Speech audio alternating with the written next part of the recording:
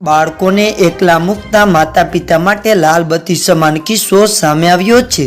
માતા કામ કરી રહી હતી ત્યારે 7મા માળે રમતું બાળક રેલિંગમાંથી નીચે પટકાયું હતું।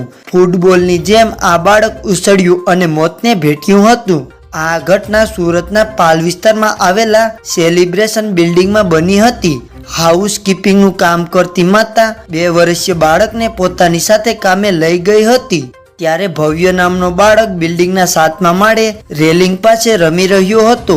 આ દરમિયાન તે રમતો રમતા રેલિંગમાં અંદર ફસાઈ ગયો અને નીચે પટકાયો હતો। બાળકને તરત જ સિવિલ હોસ્પિટલમાં ખસેડ્યો હતો, જ્યાં તબીબોએ તેને મૃત જાહેર કર્યો હતો। માત્ર ગણતરીની સેકન્ડોમાં જ 2 વર્ષના બાળકનો ખેલ ખતમ થઈ ગયો હતો। હાલ પાલ પોલીસે અકસ્માતની ઘટનાને લઈ તપાસ હાથ ધરી છે।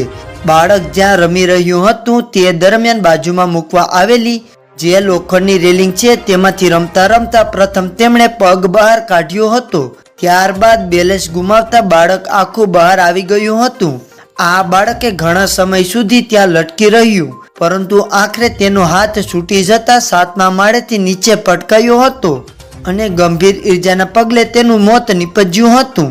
2 વર્ષીય ભવ્ય બિલ્ડિંગના 7મા માળે દાદરા પાસે રમી રહ્યો હતો। તે દરમિયાન નીચે પટકાયો હતો અને ગંભીર ઈજા પહોંચતા સારવાર માટે સિવિલ હોસ્પિટલે ખસેડ્યો હતો। સિવિલના તબીબોએ બાળકને મૃત જાહેર કર્યો હતો। તો મિત્રો, આવા જ બીજા સમાચાર જોવા માટે અમારા વિડીયોને લાઈક કરી અને ચેનલને સબસ્ક્રાઈબ કરી દેજો।